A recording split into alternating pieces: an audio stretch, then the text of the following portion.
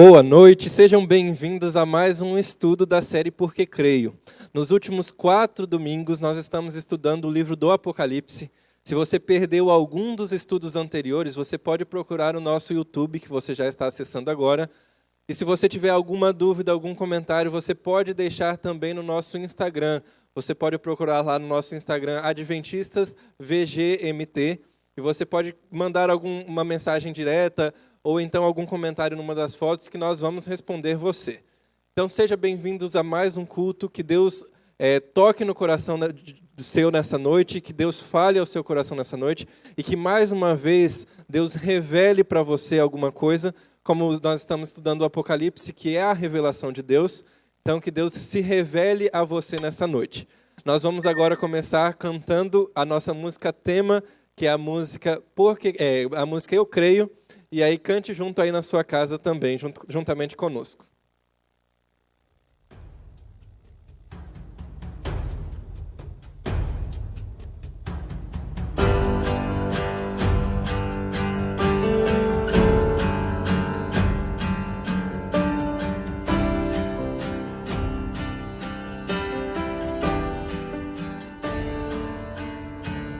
Tem um fogo intenso no meu coração. Arde um desejo forte de pregar, de contar pra todo mundo o que eu descobri, a verdade que encontrei, o Deus que eu conheci, a mensagem que eu tenho recebido, por herança através de gerações, homens e mulheres que estudaram a palavra, pregaram suas teses sem temer a espada. E essas verdades não vou calar, com minha vida vou anunciar.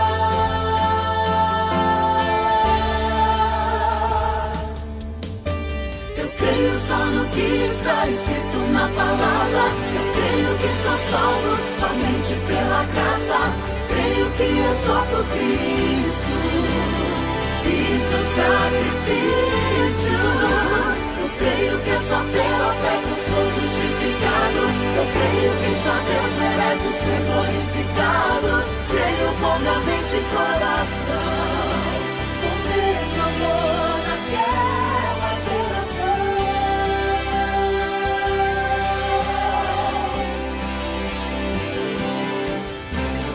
Tem um fogo intenso no meu coração. Arde um desejo forte de pregar, de contar pra todo mundo o que eu descobri, a verdade que encontrei, o Deus que eu conheci, a mensagem que eu tenho recebido, por herança através de gerações, homens e mulheres que estudaram a palavra, pregaram suas teses sem temer a espada. E essas verdades não vou calar, com minha vida vou anunciar.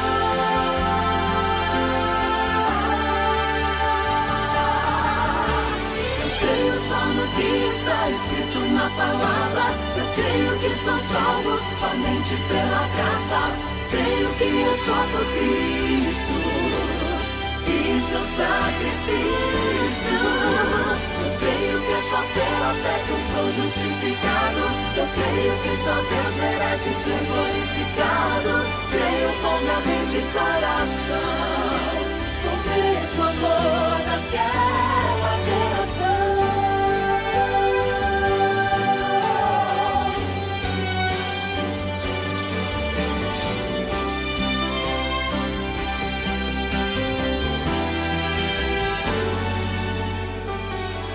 Só no que está escrito na palavra, eu creio que sou salvo somente pela graça, creio que é só por Cristo e seu sacrifício. Eu creio só no que está escrito na palavra, eu creio que sou salvo somente pela graça, creio que é só por Cristo e seu sacrifício. Eu creio que só pela fé que eu sou justificado. Eu creio que só Deus merece ser glorificado. Creio com minha mente e coração, com o mesmo amor daquela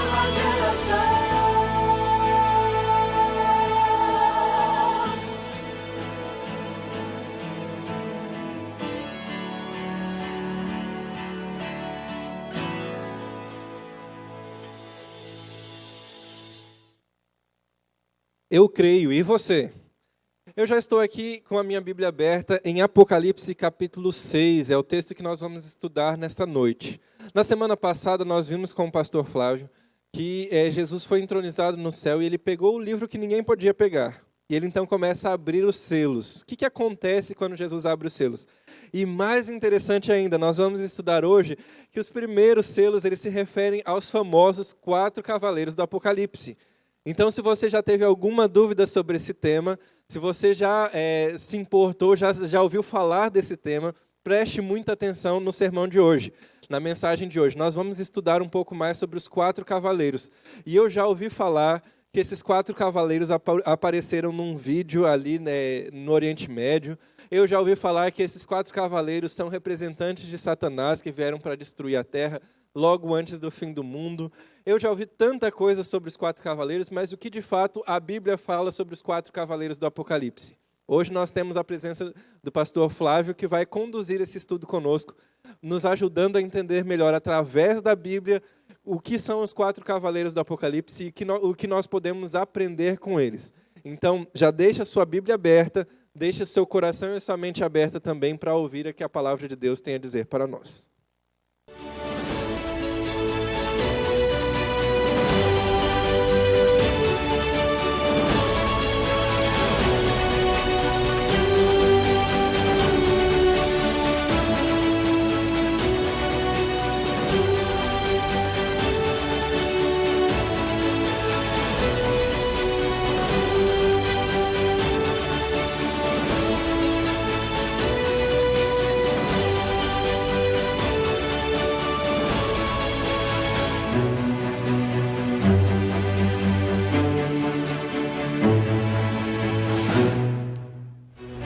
Olá, tudo bem com você?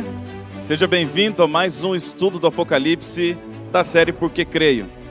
Hoje nós vamos estudar esse assunto que foi introduzido pelo pastor Zequinha, que com certeza trazem muitas curiosidades.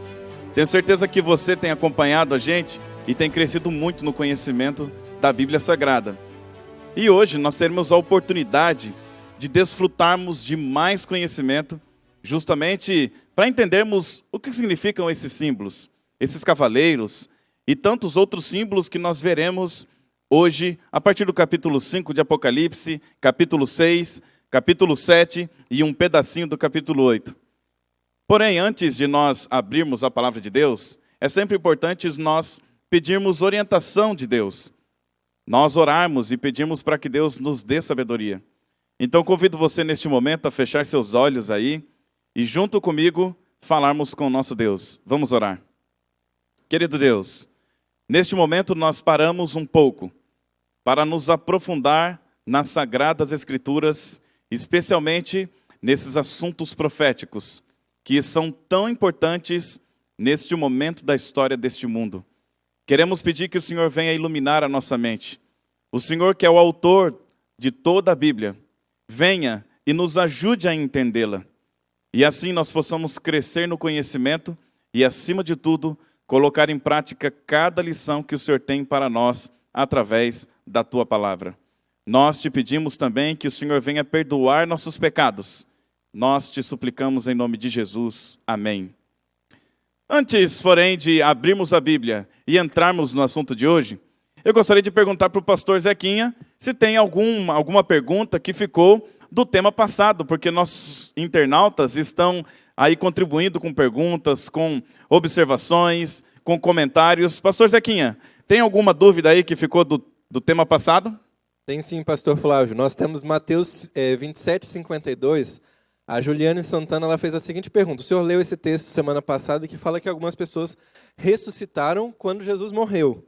Um texto até intrigante. Ela fala assim, para onde que foram essas pessoas que foram ressuscitadas? Onde elas estão agora? Muito bem. Juliane Santana, é o seguinte. Quando Jesus, na verdade, quando ele morreu, ele estava crucificado ali na cruz. E a Bíblia diz que tremeu a terra. Nesse próprio capítulo. E quando tremeu a terra, o véu do santuário se rasgou em 2. E a terra, ao tremer, abriram-se os sepulcros e ressuscitaram várias pessoas. Essas pessoas, o próprio Evangelho diz que elas saíram e começaram a pregar sobre Jesus e elas foram vistas em muitos lugares. E depois delas serem vistas em muitos lugares, ao Jesus ser levado para o céu, subir para o céu, nós entendemos pelas Sagradas Escrituras que essas pessoas subiram junto com Cristo. E elas provavelmente fazem parte dos 24 anciãos, aqueles que receberam vestiduras brancas e coroa. A coroa simboliza vitória. Vestidura branca significa justiça. Então essas pessoas foram cobertas pela justiça de Cristo e receberam a coroa da vitória, conforme está escrito na carta para a Laodiceia, no capítulo 3 de Apocalipse, onde Jesus diz que aqueles que permanecerem até o final receberão de se assentar junto com ele em seu trono. Então nós cremos com essas passagens de Apocalipse 3, quanto com essa passagem de Mateus, de que essas pessoas provavelmente fazem parte dos 24 anciãos.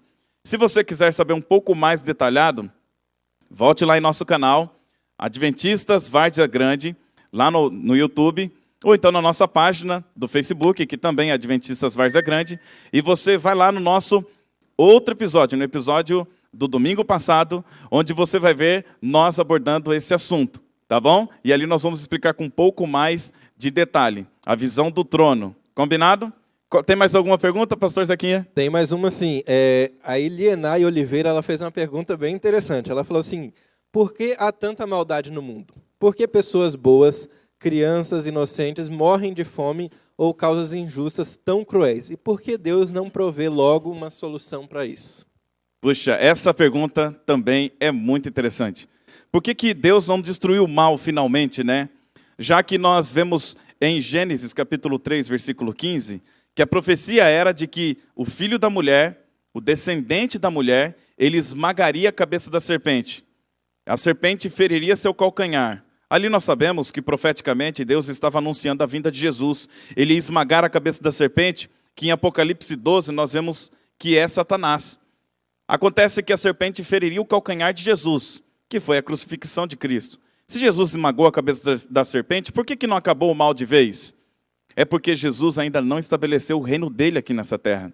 Quando Jesus voltar, e nós vemos os textos que falam sobre a sua volta, como, por exemplo, Mateus 24:14, Apocalipse 1:7, nós vemos também a vinda da cidade santa em Apocalipse 21, mas nós vemos também o final, a destruição, o aniquilamento de Satanás em Apocalipse 20, onde Jesus vai finalmente destruir Satanás. Mas enquanto esse dia não chega, Jesus diz que Satanás é um príncipe deste mundo. Então o reino dele ainda existe nessa terra, porém, em breve Jesus vai voltar. E quando ele vier, o mal será aniquilado. Enquanto Jesus não vem, Satanás ele continua fazendo maldade, porque ele quer justamente que as pessoas não acreditem que existe um Deus maravilhoso, um Deus bondoso, enquanto existe maldade na terra. Entendeu a estratégia de Satanás? Ele quer que as pessoas olhem para as maldades e vejam que se existe mal, então Deus não está fazendo nada. Mas se Deus não estivesse fazendo nada, Jesus não teria morrido no seu lugar, conforme João 3,16, não é verdade? E se Jesus veio e morreu no seu lugar, foi para provar o amor dele por você. Então agora, a nossa parte é entregar a nossa vida a Jesus e com certeza, quando ele voltar, todo esse mal vai acabar e viveremos para sempre num lugar de paz. Amém? Bom, continuando aqui, agora indo para o tema de hoje, vamos estudar um pouquinho sobre Apocalipse, começando ali no capítulo 5, discorrendo no capítulo 6, 7 e 8. Isso mesmo, nós vamos aqui abranger vários capítulos de Apocalipse, porque nós queremos entender sobre a questão dos 7 selos e dos 4 cavaleiros do Apocalipse. Eu gostaria então de chamar a sua atenção, para os textos que nós vamos ler juntos na tela. Porém, eu quero mostrar para você algumas coisas. Acompanhe comigo na tela. Nós estamos aqui diante da profecia dos 4 cavaleiros. E continuando, nós vemos que, falando em selos, porque o livro do Apocalipse contém 7 selos, conforme João, ele viu na visão do trono. Selo, para você, é o quê? Para mim, é isso daqui, não é? Selos de carta, selos de correspondência, onde ali tem sempre uma figura, tem pessoas que são colecionadoras de selo. Hoje em dia quase ninguém utiliza mais selos para enviar correspondências. Hoje em dia quase ninguém manda carta um para o outro, porque hoje em dia nós temos WhatsApp, temos Facebook, temos Instagram, temos todas as redes sociais que encurtaram as distâncias e a mensagem chega mais rápido. Antigamente, demorava meses para chegar uma mensagem como essa, né? E os selos eram usados justamente para que a carta chegasse em seu destino. Era uma forma de nós pagarmos pela correspondência. Porém, o selo bíblico é diferente do selo dos correios que nós utilizamos hoje ainda. O selo bíblico, na verdade, tratavam-se de selos feitos com parafina, onde o imperador, o rei, o governador, ele pingava parafina, cera de vela, né, para ficar mais fácil a compreensão. E ao pingar a cera de vela ali sobre uma correspondência, com o seu anel, ele prensava aquela cera, e então, quando ele tirava o anel, ficavam as inscrições do anel. Ali estava escrito o nome do imperador, ou do governador, ou daquele que estava enviando a mensagem. Também, além do nome, estava também a jurisdição, o território o qual ele governa, o qual ele comanda, e também a sua função. Imperador, governador, desembargador, juiz, não importa. Ali tinha a função dele, para que quando alguém pegasse uma carta, ele visse que aquilo tratava-se de uma correspondência de uma autoridade. E então ninguém podia abrir. Era proibido alguém abrir uma carta ou um rolo. Porque quando nós falamos de cartas, especialmente dos tempos bíblicos, elas eram escritas em rolos. E ao enrolar a carta, eles selavam justamente a extremidade da página, da folha, do papel, para que ninguém abrisse aquela carta. E agora nós vamos ver na Bíblia que João, ele teve uma visão.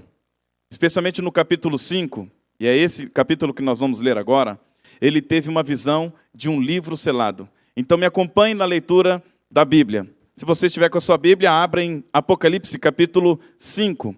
Vamos ler do versículo 1 ao 9, que diz assim: Vi na mão direita daquele que estava sentado no trono um livro, escrito por dentro e por fora, de todo selado com 7 selos. Vi também um anjo forte que proclamava em grande voz: Quem é digno de abrir o livro e de lhe desatar os selos? Ora, nem no céu, nem sobre a terra, nem debaixo da terra, ninguém podia abrir o livro, nem mesmo olhar para ele. E eu chorava muito, porque ninguém foi achado digno de abrir o livro, nem mesmo de olhar para ele. Todavia, um dos anciãos me disse: Não chores, eis que o leão da tribo de Judá, a raiz de Davi, venceu para abrir o livro e os seus 7 selos. Então vi no meio do trono e dos 4 seres viventes e entre os anciãos de pé um cordeiro como tendo sido morto. Ele tinha 7 chifres, bem como 7 olhos, que são os 7 Espíritos de Deus, enviados por toda a terra. Veio, pois, e tomou o livro da mão direita daquele que estava sentado no trono. E quando tomou o livro, os 4 seres viventes e os 24 anciãos prostraram-se diante do cordeiro, tendo cada um deles uma harpa e taças de ouro cheias de incenso, que são as orações dos santos. E entoavam um novo cântico, dizendo: Digno és de tomar o livro e de abrir-lhe os selos, porque foste morto, e como o teu sangue compraste para Deus os que procedem de toda tribo, língua, povo e nação. Perceba que João, ele teve uma visão, e quando ele viu que havia um livro selado por dentro e por fora, e que ninguém podia abrir, João começa a chorar. Até que ele ouve, perceba, preste atenção, ele não vê, ele ouve. Ele ouve alguém dizer para ele: calma, João. O leão da tribo de Judá, ele é digno de abrir o livro. Fique tranquilo, o leão vai abrir. João ouviu que o leão era digno. E quando ele olha, quando ele vê, sabe o que ele vê? Ele vê um cordeiro como tendo sido morto. Interessante que ao mesmo tempo que ele ouve que é um leão, quando ele vê, ele enxerga um cordeiro. Não é isso que acontece na visão de João? E ao continuar olhando, ele vê que o cordeiro, ou o leão, ele toma o livro daquele que está sentado no trono e ele abre o livro. Ele pode romper os selos. Só ele é digno de fazer isso. E quando ele abre o livro, ele consegue então revelar para nós tudo o que aconteceu. E houve uma grande festa no céu. Louvores encheram o céu de gratidão, porque Jesus era digno de abrir o selo. Interessante isso. Mas veja só, Jesus, ele é o cordeiro e o leão. Por que ele é o cordeiro? É porque, através do seu sacrifício, ele venceu Satanás. Através de seu sacrifício, agora ele é digno de salvar a humanidade. Então, olha só que interessante. No Antigo Testamento, Jesus, ele era representado pelo cordeiro. E ao mesmo tempo que ele era representado pelo cordeiro, as pessoas do Antigo Testamento, dos tempos bíblicos, aguardavam a vinda do Messias, o substituto do cordeiro, o verdadeiro, aquele o qual, ao derramar o seu sangue, seria um único sacrifício suficiente para resolver todos os problemas. Como está escrito em Hebreus capítulo 9, depois você pode conferir na sua Bíblia, na sua casa, ali a partir da metade do capítulo 9, você vai ver que o sangue de Jesus, ele substitui o sangue de novilhos, de bezerros, de bodes, de cabritos. Isso não é maravilhoso? Saber que nós temos um Salvador. Acontece que ao Jesus morrer na cruz e ser sacrificado por mim e por você, ele ressuscita. E ao ressuscitar, ele ressuscita, e agora ele tem poder e grande glória. Ele se assenta no trono, e ele não é mais um cordeiro ensanguentado. Agora ele é o leão da tribo de Judá. E é interessante que o leão, ele é o rei da floresta, ele é o rei da selva. E o leão representa poder, representa força. E no Antigo Testamento, muitos reinos tinham o leão como representante de seu reino, e o reino mais importante de todos é Babilônia. Babilônia, ela é representada pelo leão, pelo rei da selva. E Jesus, ele é o verdadeiro leão. Interessante isso, né? Então Jesus é o leão, ele é o todo-poderoso que pode abrir os selos. E agora se prepare, porque juntos nós vamos ver o que há dentro deste livro que Jesus abriu. Vamos ver? Vamos ver o que a Bíblia fala sobre isso? A abertura do primeiro selo, então. Ao abrir o primeiro selo, João tem uma visão. Ele vê um cavalo, um cavaleiro vestido de branco. E vamos ler em Apocalipse agora, no capítulo 6, a partir do verso 2, o que diz. Diz assim: Vi então, e eis um cavalo branco, e o seu cavaleiro com um arco, e foi-lhe dada uma coroa, e ele saiu vencendo para vencer. Interessante, né? Nós vemos um cavaleiro branco. Primeiro que branco simboliza pureza, o próprio Apocalipse diz. Tanto que lá em Apocalipse capítulo 3, nós já estudamos sobre as 7 cartas para as 7 igrejas da Ásia Menor. Se você perdeu, volte lá, o capítulo anterior, nós estudamos sobre isso, tá bom?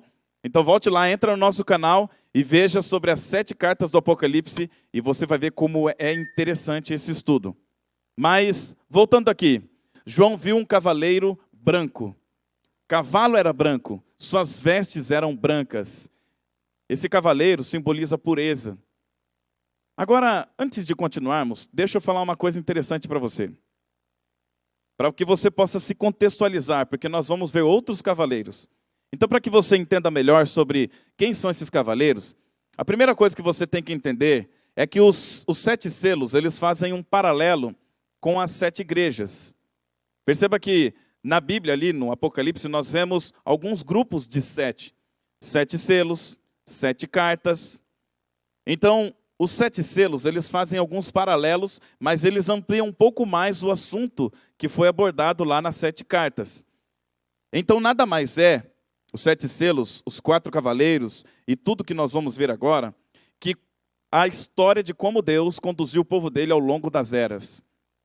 Você vai ver que no momento que nós formos lendo Apocalipse capítulo 6, 7, um pedacinho do 8, nós vamos ver Deus conduzindo o povo dele ao longo das eras. O cavalo branco, você vai ver comigo agora, acompanhe comigo na tela, ele simboliza a pureza da igreja primitiva, que do século 31, depois de Cristo, do ano 31 ao ano 100, depois de Cristo, nós vemos a igreja vitoriosa. Cerca de 6 milhões de cristãos foram convertidos, foram acrescentados ali no grupo de irmãos da igreja primitiva, graças à atuação dos apóstolos. Pureza e fidelidade à Bíblia. Afinal de contas, nós estamos falando da igreja do primeiro século. A igreja que foi conduzida pelos apóstolos. Imagina, como eu queria ter pertencido a essa igreja. mas ao mesmo tempo eu gosto muito de pertencer à igreja dos últimos tempos. Afinal de contas, daqui a pouquinho Jesus vai voltar, não é verdade? E a nossa geração vai ver Jesus voltando. Mas voltando ali para a igreja primitiva, nós vemos uma igreja sendo guiada na pureza da doutrina apostólica. Isso é maravilhoso. Por isso que essa igreja avançou de forma maravilhosa, de forma que eles não podiam contar sequer quantos cristãos tinham. Esse número aqui é apenas uma estimativa, vinda de historiadores do primeiro século. Nós sabemos que João foi o último apóstolo a morrer. Ele morreu no finalzinho ali do primeiro século. E é interessante que João, depois de ter sido preso na ilha de Patmos, ele então é liberado com a morte do imperador Domiciano, que foi ele que enviou João para a ilha de Patmos. E ao voltar para a sua casa, para os seus irmãos, ele vai para a igreja de Éfeso. E lá na igreja de Éfeso, ele morre de velhice, cuidando da igreja de Deus, escrevendo o último evangelho, que é o evangelho de João. Foi o último livro a ser escrito da Bíblia, foi o evangelho de João, quando ele estava cuidando da igreja de Éfeso. Essa igreja, com a pureza apostólica, ela cresceu maravilhosamente. Mas acontece que nós temos agora a abertura do segundo selo. Vamos continuar? Na abertura do segundo selo, João ele tem uma visão. Ele vê um cavalo vermelho, um cavaleiro vestido de vermelho, com uma espada na mão. E continuando aqui no capítulo 6 de Apocalipse, nós vemos o versículo 4 dizendo assim: E saiu outro cavalo, vermelho, e ao seu cavaleiro foi-lhe dado tirar a paz da terra, para que os homens se matassem uns aos outros. Também lhe foi dada uma grande espada. Veja que esse período aqui é o período logo após, ao finalizar o primeiro século ali, entrando já no segundo século. Ao entrarmos no segundo século, nós vemos a igreja sendo perseguida. Imperadores, vários deles, perseguiram e mataram milhares e milhares e milhares de cristãos. Um dos grandes perseguidores da igreja, justamente aquele mesmo que matou Paulo, era Nero. Ele colocou fogo em Roma e colocou a culpa nos cristãos. Não é isso? Essa história é uma das mais conhecidas. Mas nós temos outros imperadores, como o imperador Adriano, o próprio imperador Domiciano. Eles implantaram grande perseguição contra os cristãos. E a paz do cristianismo foi tirada ao longo desse período terrível da história. Muito sangue foi derramado, muitos cristãos foram crucificados. Haviam tantas cruzes nos montes que não havia espaço para passar entre elas. Foi terrível. Tem mais detalhes que eu quero que você veja e me acompanhe na sua tela. Este selo, ele contempla do ano 100 ao ano 313 depois de Cristo. Época das perseguições pelos Césares, derramamento de sangue, discórdia, discussão e controvérsia. Veja só, como é que nós fazemos, isso aqui é interessante para você, é uma curiosidade. O que é que nós fazemos, como é que nós conseguimos delimitar o tempo? Como é que nós sabemos quando algo começa num ano e termina no outro? Eu vou explicar isso aqui para você agora. Por exemplo, nós vimos que o primeiro selo contempla do ano 31 ao ano 100, certo? É porque no ano 31, foi ali quando Cristo foi crucificado e aconteceu tantas outras coisas. Na verdade, Jesus foi crucificado antes, né? Mas aí o que acontece? Ao Jesus ser crucificado, inaugura a era do cristianismo. E quando Jesus é crucificado e inaugurada a era do cristianismo, agora do Messias, os apóstolos pregam o evangelho. E o último apóstolo a morrer é justamente no finalzinho do primeiro século.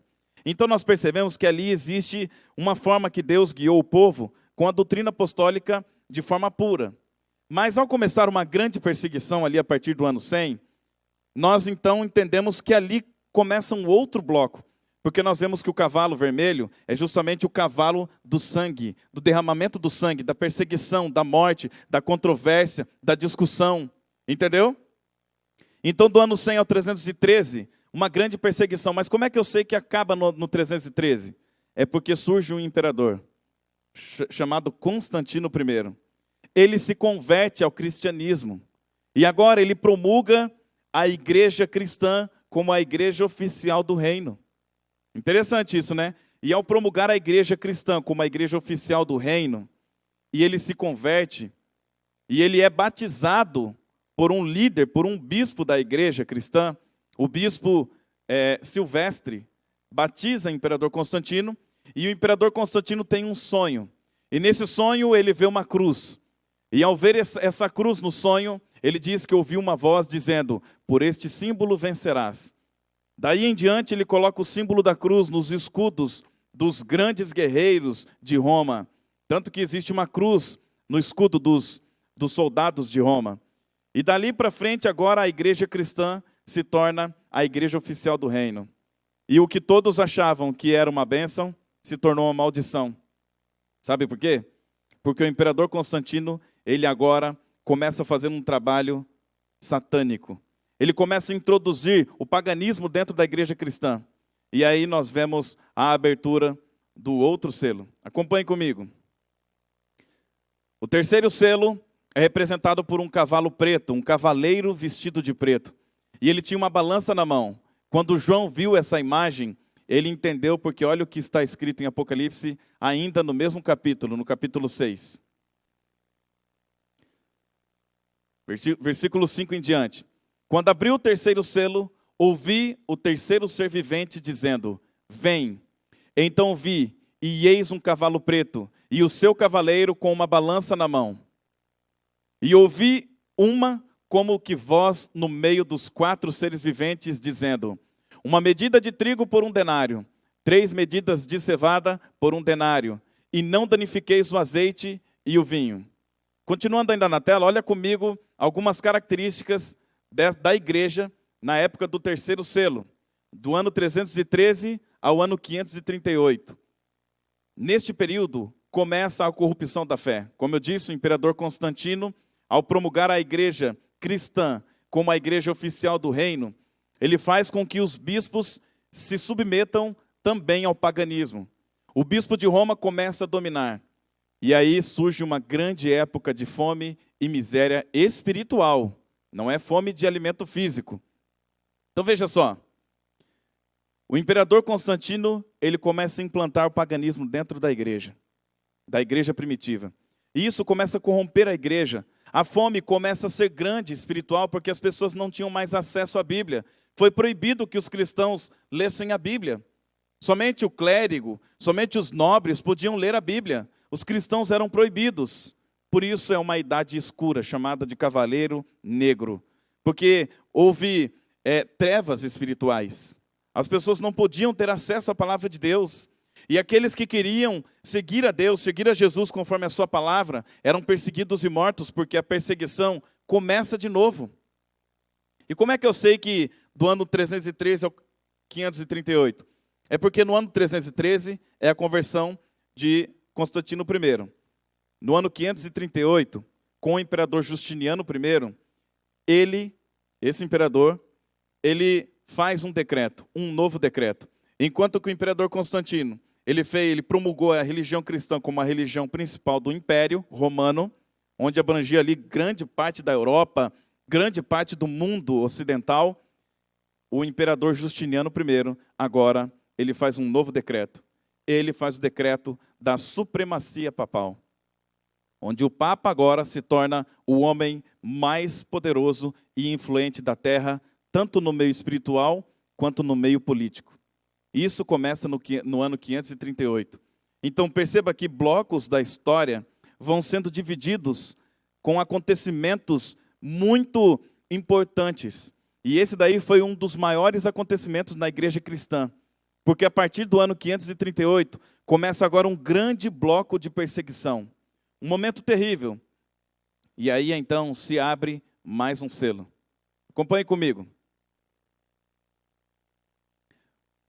No ano 538, presta atenção, só mais um detalhe aqui. No ano 313, foi o Edito de Milão, onde o imperador Constantino implanta a igreja cristã como a igreja oficial do reino de Roma. No ano 321, o decreto para adoração no domingo. No ano 364, época de fome e miséria espiritual, proibição da leitura da Bíblia pelos leigos, pelas pessoas comuns. Apenas os nobres e os clérigos podiam ler. 370, começa a se cultuar os santos.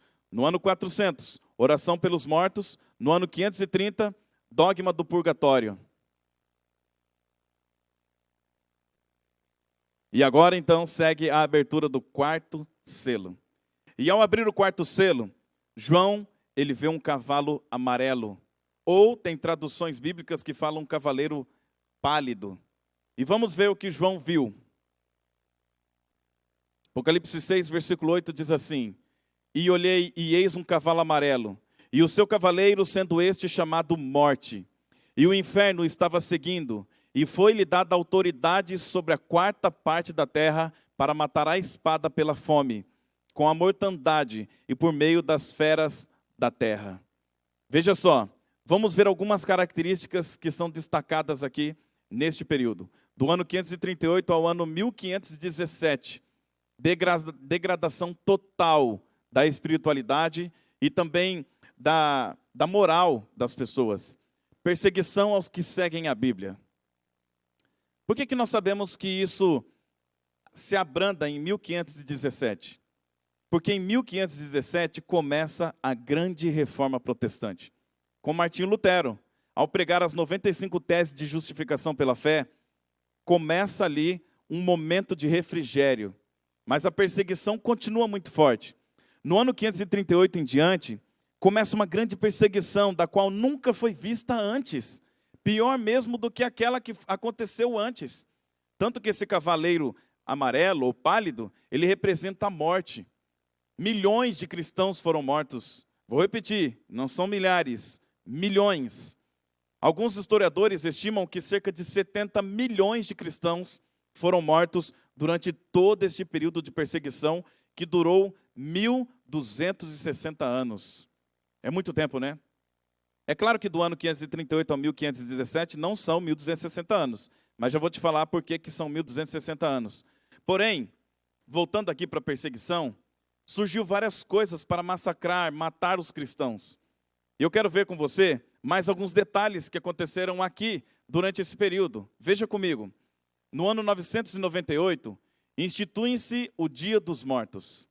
1184, instituída a Inquisição, aquela que foi responsável por matar cristãos de várias formas terríveis. Na Europa, hoje, existe o Museu da Inquisição. Se um dia você for visitar a Europa, a França, especialmente na França, você vai encontrar o Museu da Santa Inquisição. E ali você vai ver os instrumentos de tortura e de morte que a igreja cristã, a igreja católica, apostólica romana, fez com que vários cristãos fossem mortos.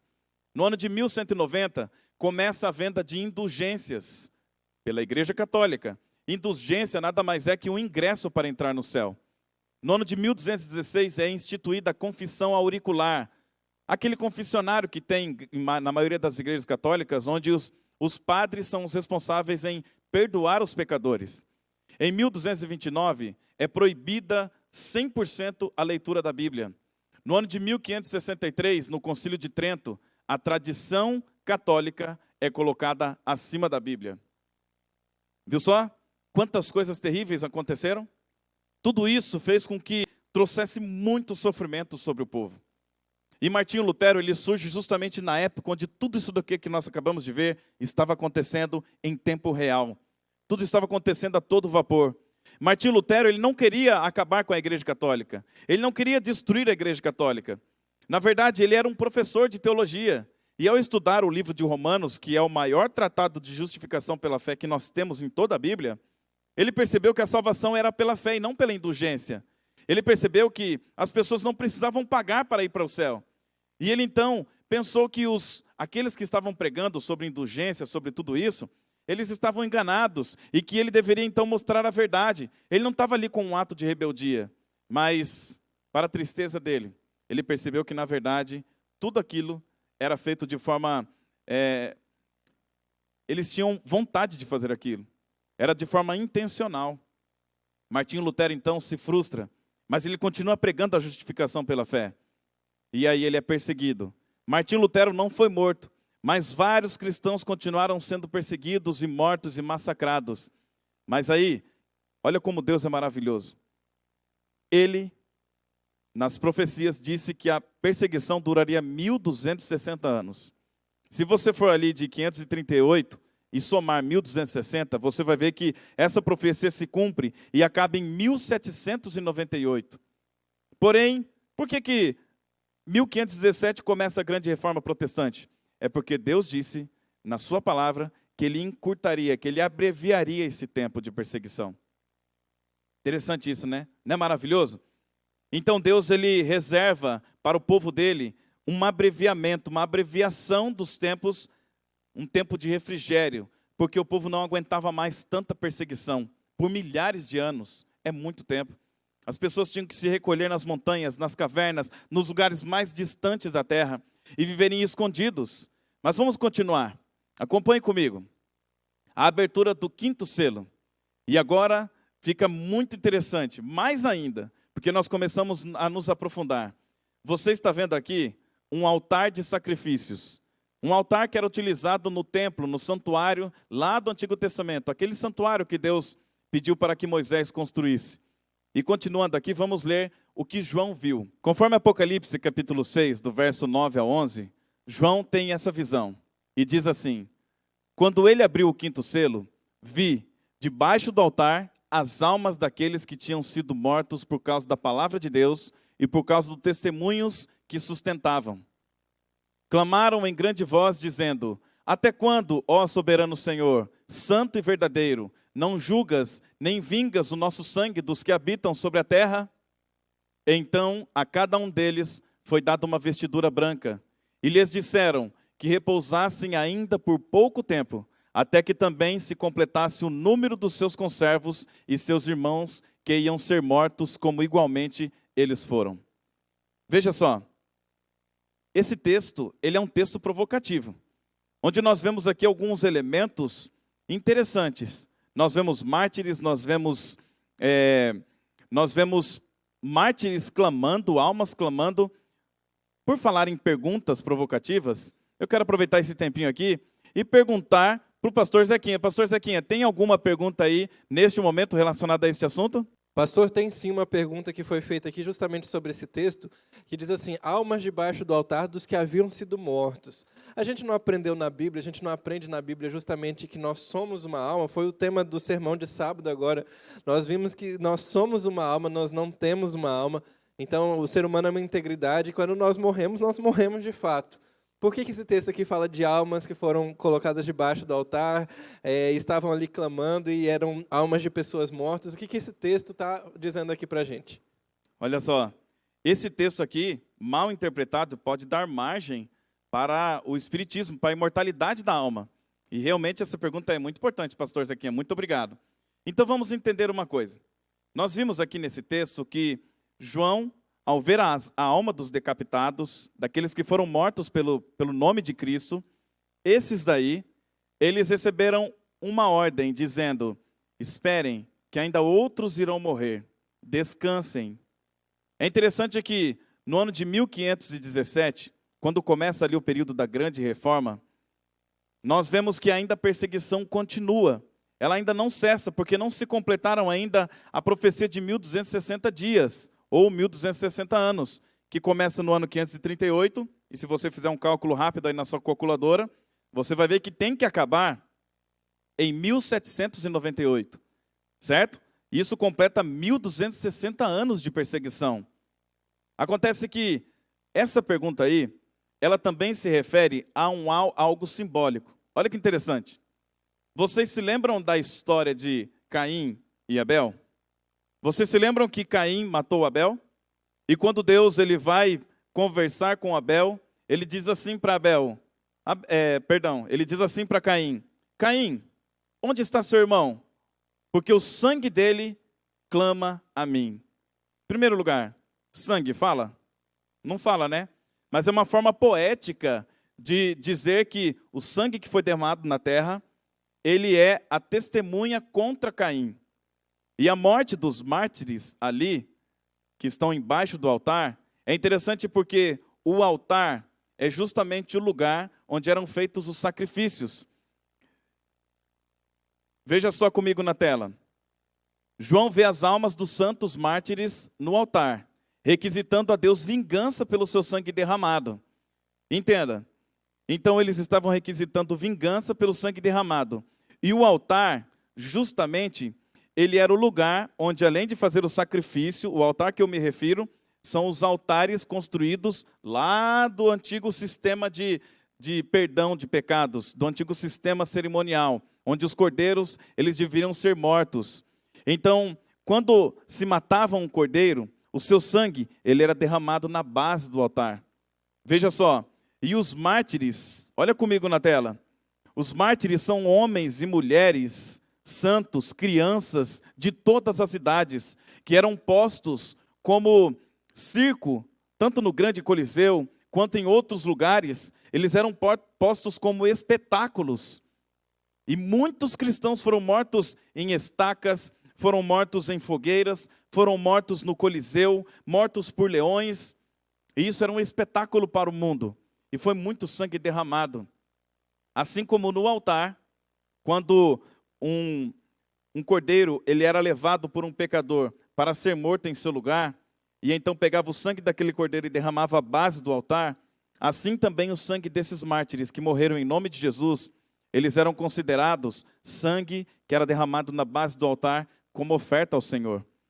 Veja só, quando Deus, ele olha para os seus filhos que morrem em seu nome, Deus, ele reconhece que aquilo na verdade é uma oferta para ele. Deus, ele valoriza isso.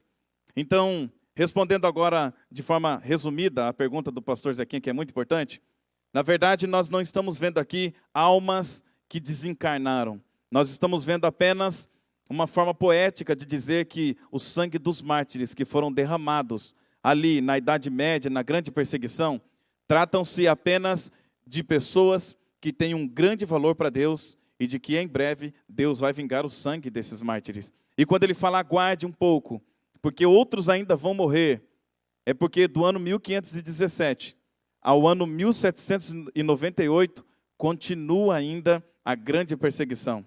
E nós vamos entender aqui ao longo desse estudo o que foi que aconteceu. Veja comigo aqui, nós vimos aqui na tela, o sangue dos mártires clamam simbolicamente a Deus, assim como fez o sangue de Abel, que foi morto por seu irmão Caim. Depois você pode conferir na sua Bíblia, em Gênesis capítulo 4, versículo 10, certo? E continuando aqui, vamos avançar. Acontece agora a abertura do 6º selo. Você contou quantos selos eram? Eram 7. Nós já estamos no penúltimo selo. Acontece a abertura do penúltimo selo. Em Apocalipse 6, do versículo 12 a 13, diz assim: Vi quando o cordeiro abriu o 6º selo, e sobreveio grande terremoto. O sol se tornou negro como saco de crina, a lua toda como sangue. As estrelas do céu caíram pela terra, como a figueira, quando abalada por vento forte, deixa cair os seus figos verdes. Veja comigo, Jesus, ele predisse que isso ia acontecer. Jesus, lá em Mateus, no capítulo 24, vamos ler esse verso, antes de continuarmos a explicação. Versículo 29 diz assim: Logo em seguida, a tribulação daqueles dias, o sol escurecerá. A lua não dará sua claridade, as estrelas cairão do firmamento e os poderes dos céus serão abalados. Jesus, ele predisse que isso ia acontecer, mas sabe com base em qual texto ele predisse isso? No livro de Joel, no capítulo 2. Depois você pode conferir. O mesmo texto que nós vimos em Mateus 24, 29 e que nós acabamos de ver em Apocalipse, você também vê em Joel capítulo 2. Todos esses textos estão se referindo aos últimos acontecimentos da história da Terra. Você está vivendo, os últimos momentos da história dessa Terra. Você já parou para pensar nisso? Quanta coisa terrível está acontecendo? Vamos ver comigo algumas características do 6º selo? Olha comigo. Antes de abrir o 7º selo, Jesus interrompe a profecia e dedica todo o capítulo 7 para explicar-nos quem são os que serão salvos. E veja que interessante. Acontece o selamento, a escolha daqueles que estarão no céu. Capítulo 7, versículo 2 a 3 diz assim: Vi outro anjo que subia do nascente do sol, tendo o selo do Deus vivo, e clamou em grande voz aos 4 anjos, aqueles aos quais fora dado fazer dano à terra e ao mar, dizendo: Não danifiqueis nem a terra, nem o mar, nem as árvores, até selarmos na fronte os servos do nosso Deus. Deixa eu falar uma coisa para você muito interessante. Nós estamos vivendo no período do selamento. E nós estamos vivendo os últimos momentos da história dessa terra. Eu vou falar algumas datas aqui para você. No ano de 1755, aconteceu o grande terremoto de Lisboa. Ele ultrapassou 9 na escala Richter. Foi o maior terremoto registrado até então. E dali em diante começa uma sucessão de terremotos. E hoje nós vemos os terremotos se intensificando, tanto em magnitude quanto em quantidade. Desde 1755 até hoje, houveram milhares de terremotos. Na verdade, só nos Estados Unidos, estima-se que acontece cerca de 14 mil abalos sísmicos por ano. 14 mil. Nem todos são perceptíveis aos seres humanos, mas aqueles que são, muitas vezes, são terríveis. Nós vimos o terremoto do Haiti, que arrasou o Haiti. Eu conheci um haitiano, dei carona para ele uma vez, e ele me disse que a família dele estava toda trabalhando na loja da família. E quando houve o terremoto, pegou todos de surpresa, e a família toda dele morreu. E hoje ele mora no Brasil, ele estuda aqui, ele faz uma faculdade aqui. Nós vimos também o terremoto do Japão, onde abalou ali também as estruturas daquela usina nuclear. E houve muitos problemas, ali houveram muitos problemas e uma grande tsunami. Veja que nós estamos vivendo na era dos terremotos e dos furacões. E essa era foi inaugurada no ano de 1755. Acontece que nós vimos ali nessa profecia de Mateus 24, 29, e também na profecia de Joel, capítulo 2, e na profecia de Apocalipse, que são as mesmas profecias, mais detalhes do que acontecer. E ali nós vemos também que um dia o sol se escureceria e não daria sua claridade. E isso aconteceu no ano de 1780. Você pode pesquisar depois, pesquisar no Google, você vai ver que no ano de 1780 é conhecido como o Dia Escuro da Nova Inglaterra. Esse Dia Escuro da Nova Inglaterra fez com que muitos pensassem que aquele dia era a volta de Jesus. E é interessante que no outro dia, o dia escureceu. Era meio-dia e parecia que já era meia-noite. Os animais se recolhiam para os seus ninhos, o cavalo para o curral. Eles se recolhiam achando que era noite. As galinhas cacarejando, se prontando para dormir, achando que já estava noite, mas as pessoas sabiam que não era. E neste ano de 1780, o dia do escurecimento do sol da Nova Inglaterra marcou-se com um término, onde a lua apareceu vermelha como sangue. E muitos acharam que aquele dia era o dia final, do juízo final, da volta de Jesus, e todos acharam que ia ser destruídos. Estavam despreparados.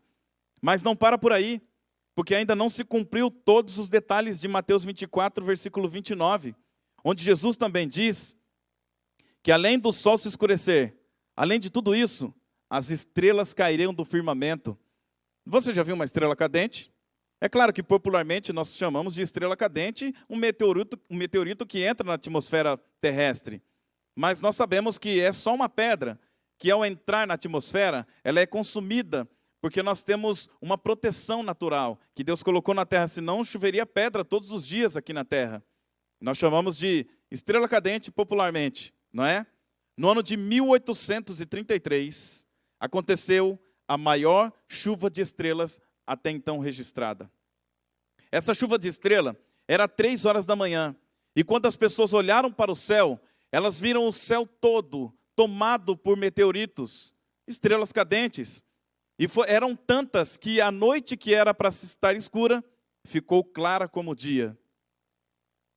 Esse dia foi registrado como a maior queda de estrelas já vista, já registrada pelo homem.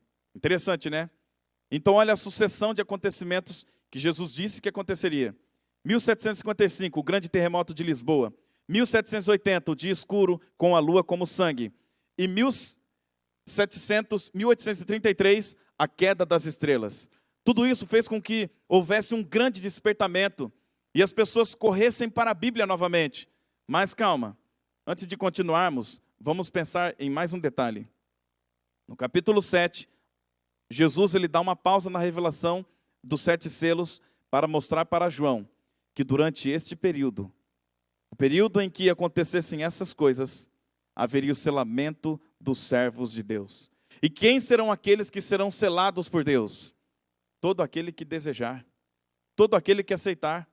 Não existe um grupo especial que receberá e outro grupo não. Para fazer parte do grupo dos selados, basta você aceitar Jesus como Senhor e Salvador da sua vida. Basta você publicamente se entregar a Deus através das águas do batismo.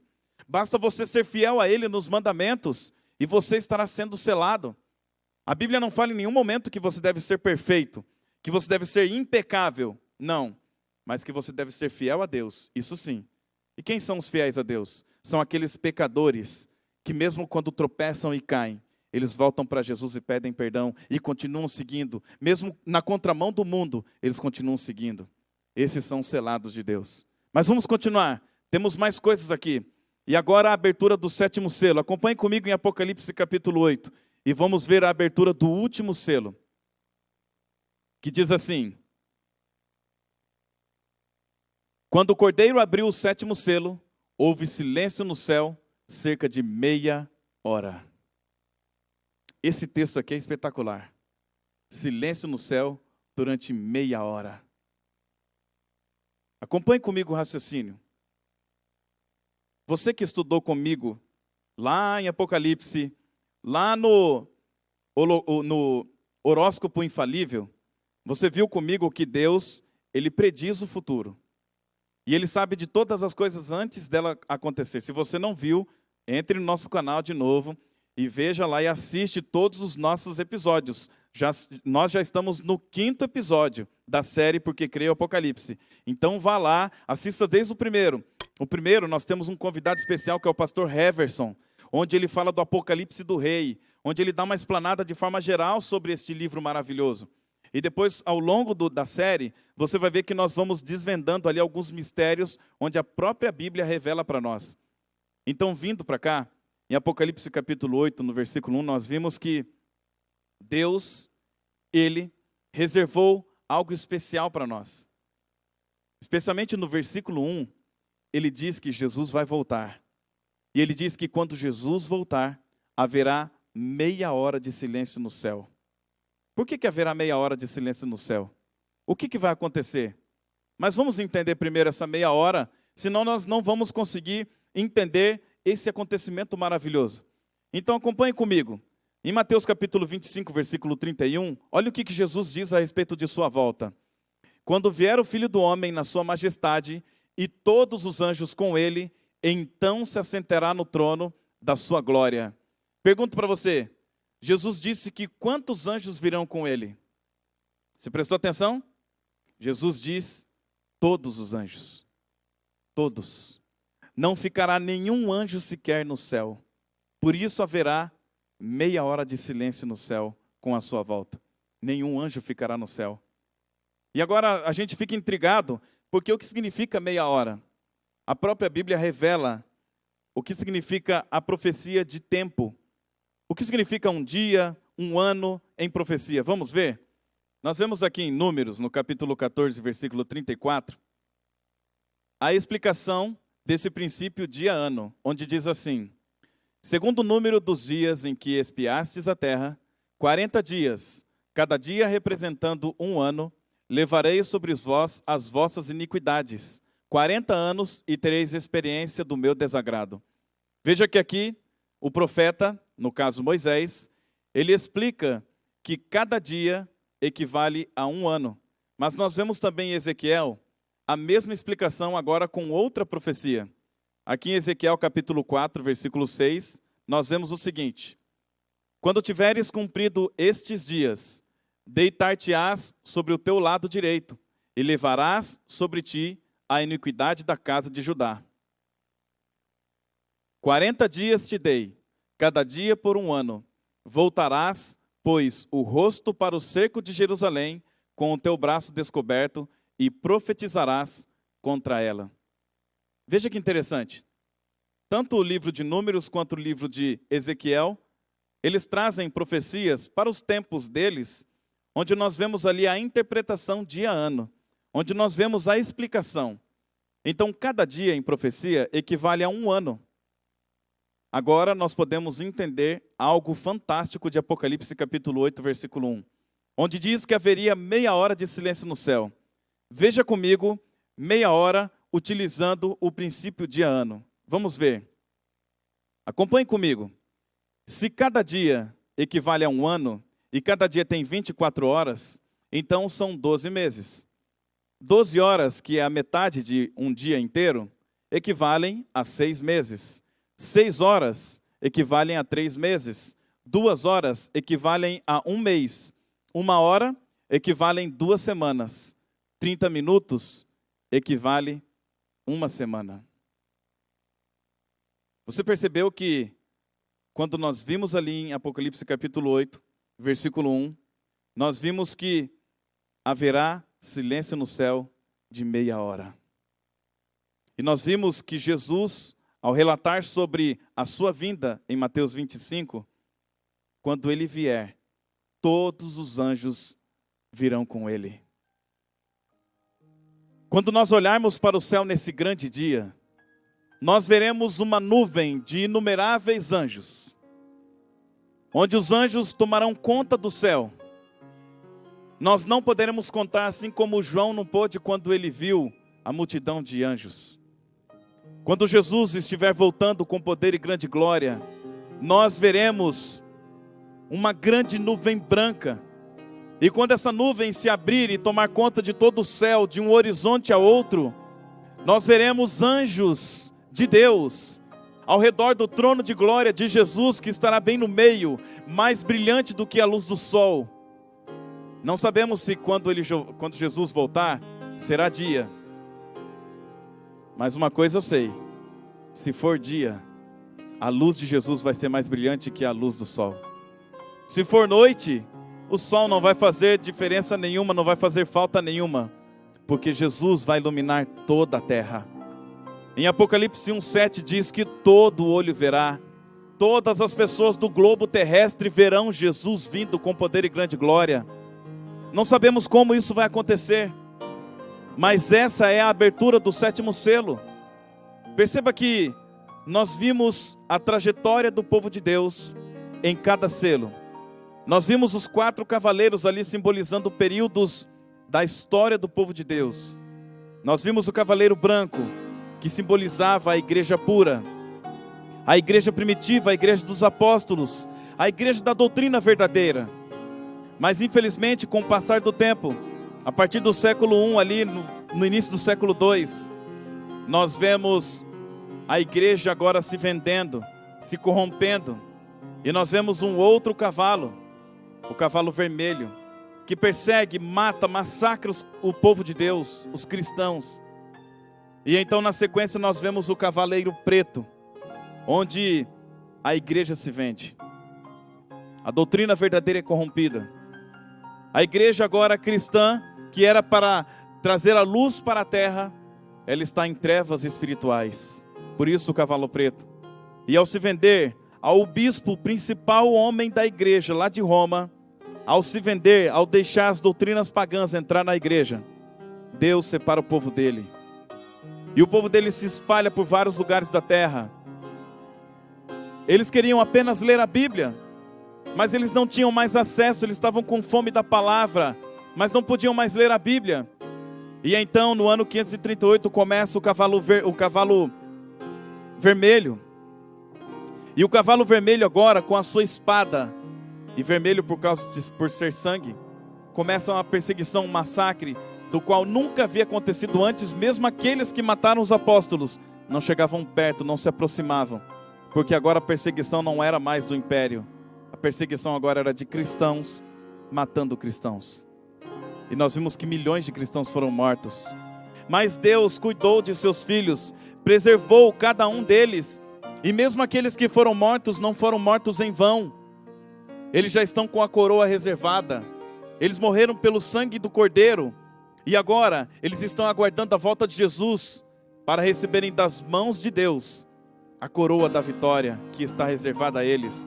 E o sangue deles não foram em vão, porque conforme eles morriam e derramavam sangue na terra, mais e mais cristãos eram inspirados pelo seu martírio, e aceitavam a Jesus, engrossando a fileira daqueles que seriam salvos. Acontece que nós vimos ali, na sequência, o último cavaleiro, o cavalo amarelo. E o cavalo amarelo ele simboliza morte, simboliza tristeza, dissensão. Foi terrível para a igreja. Mas Deus mais uma vez prova o seu amor. E ele encerra a perseguição dos cristãos no ano de 1798, quando Napoleão Bonaparte manda prender o Papa Pio VI. E então a perseguição cessa e o protestantismo cresce maravilhosamente. E agora nós estamos aqui com acesso à Bíblia, graças a esses homens valorosos, essas mulheres, essas crianças que deram a vida para que estivéssemos aqui. Hoje nós vivemos em um mundo praticamente de liberdade. E Jesus está voltando, presta atenção. O selo de número 6 já foi aberto. E nós estamos agora prestes a abrir o selo de número 7 com a volta de Jesus. Se você parar para pensar, não falta mais nada. Na verdade falta sim. Falta você tomar uma decisão. Falta você tomar a melhor e maior decisão que alguém pode tomar em toda a vida. Falta você dizer assim para Jesus: Senhor, eu aceito o seu sacrifício. Eu aceito entregar a minha vida ao Senhor, mesmo que isso custe perder amigos, perder emprego, perder tudo. Porque Jesus disse, aquele que procurar ganhar a vida, perdê-la-á. Mas aquele que perder a vida por minha causa, achá-la-á. Então, perder a vida por Jesus, perder amigos, perder tudo, não é nada comparado com o que Ele está reservando para você. Não tenha medo. O mesmo Deus que cuidou da igreja dele ao longo dos tempos e dos momentos mais difíceis da história, está cuidando de você. Tenha coragem de dizer sim para Jesus agora, porque em breve Jesus vai voltar. E se você não aceitar Ele agora, você corre o risco de não ser selado, de não ter o selo dos santos dos últimos dias. Aceite Jesus. Seja selado pelo anjo que está voando pelo céu, selando os seus filhos com o evangelho eterno, com a verdade. Aceite, porque Jesus já vai voltar. E aí? O que você decidiu? Você vai aceitar? Eu quero fazer o seguinte com você. Antes de você me responder se você vai aceitar ou não, eu quero pedir para você fazer uma oração agora. A Carla Curvo vai cantar uma música muito especial. Enquanto ela canta essa música, medite na letra dessa canção e tome essa decisão de uma vez por todas de aceitar Jesus. E enquanto a Carla Curvo canta essa música, eu estarei orando por você. Estarei clamando para que Deus opere o milagre da salvação na sua vida, como Ele operou na minha vida. Eu continuo sendo pecador, mas hoje eu sou um pecador redimido pelo sangue de Cristo. Entendeu? Você vai continuar sendo pecador, mas você agora, a partir de hoje, será um pecador redimido pelo sangue de Cristo. Então aceite esse chamado de Cristo para a sua vida agora. Medite na letra dessa canção e eu vou estar orando por você neste momento.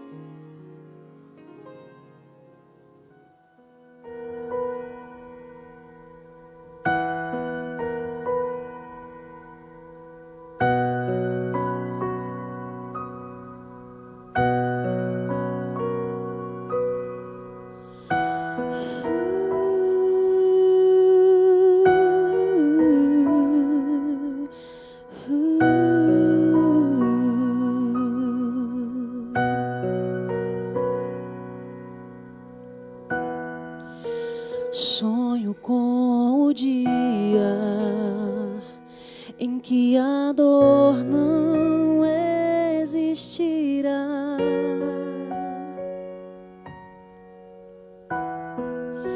Sonho com o dia em que as flores não irão murchar.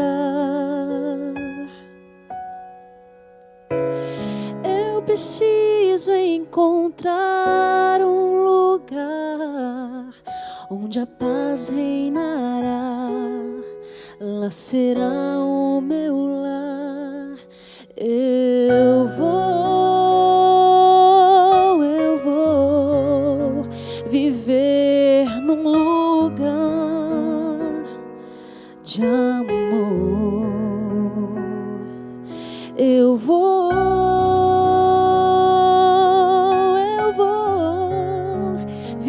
viver com Jesus, a esperança para um mundo sem luz.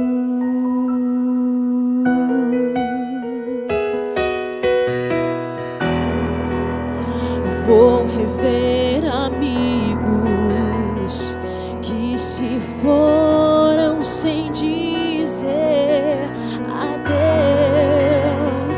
Oh, eu terei então a chance de abraçar o meu Salvador. Eu preciso esquecer este mundo. Eu quero me preparar. Aqui não é o meu lugar. Eu vou viver num lugar de amor. Eu vou viver com Jesus, a esperança para o mundo. Eu vou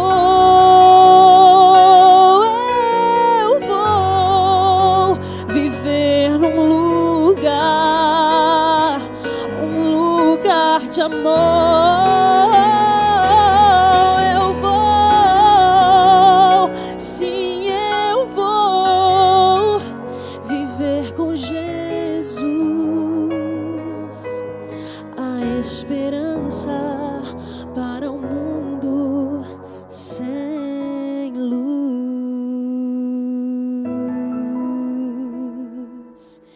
Eu vou.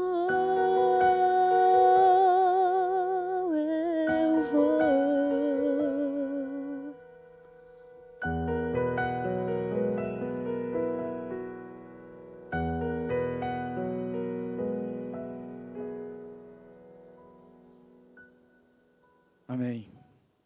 Tomou a decisão? Sabe por que eu quero ver Jesus voltando? Porque nós vamos nos encontrar com as pessoas que nós amamos. Eu não sei como você está, não sei se você perdeu alguém que você ama. Eu não sei se neste momento você sente a dor da separação pela morte. Eu sinto. Infelizmente, há 1 ano e pouco atrás, eu perdi a minha mãe. Ela descansou no Senhor. E eu tenho certeza que eu vou voltar a vê-la. Você perdeu alguém? Tenha a bendita esperança no seu coração de que Jesus, ao voltar, você poderá rever seus entes queridos que se foram antes de você. Mas acima de tudo, sabe o que vai ser melhor no céu? Vai ser poder abraçar Jesus. Esse dia está chegando e está se aproximando muito mais rápido do que a gente imagina. Então, neste momento, você que está aí comigo agora, tome essa decisão de aceitar Jesus. Se você quer entender mais sobre a Bíblia, se você quer entender mais sobre esses assuntos, entre em contato com a gente. Vai ter uma pessoa para te atender de forma muito carinhosa, muito atenciosa, para dar a você todas as respostas, para colocar você em uma classe bíblica, para dar a você uma atenção especial no particular, se for preciso. Nós estamos aqui justamente para servir a Cristo e para salvar o máximo de pessoas possível. Você viu na música aqui, a letra dessa música é maravilhosa, dizendo: eu vou me encontrar com Jesus, vou rever amigos que se foram sem dizer adeus. Eu vou. Eu já tomei minha decisão. E você? Toma essa decisão agora em nome de Jesus. Eu quero orar por você. Vamos orar. Querido Deus, obrigado pela mensagem do Apocalipse, que nos revelou neste estudo, que o Senhor conduz o teu povo ao longo das eras. O Senhor mostrou para nós que mesmo aqueles que morreram em nome do Senhor, que foram mortos em situações terríveis, eles são lembrados pelo Senhor como sangue de oferta. e nenhum deles se perderão. Pelo contrário, receberão a honra que o céu está reservando. Obrigado também, Pai eterno, porque o Senhor deu uma pausa no capítulo 6 para usar todo o capítulo 7 e falar que ainda está selando aqueles que aceitam o teu chamado. Sela-nos com o poder do teu Santo Espírito. Nos dê o selo do Deus verdadeiro a todos nós que estamos aqui agora. E se neste momento alguém estiver assistindo e está lutando contra um vício, contra um pecado, contra alguma coisa, liberte essa pessoa, Senhor.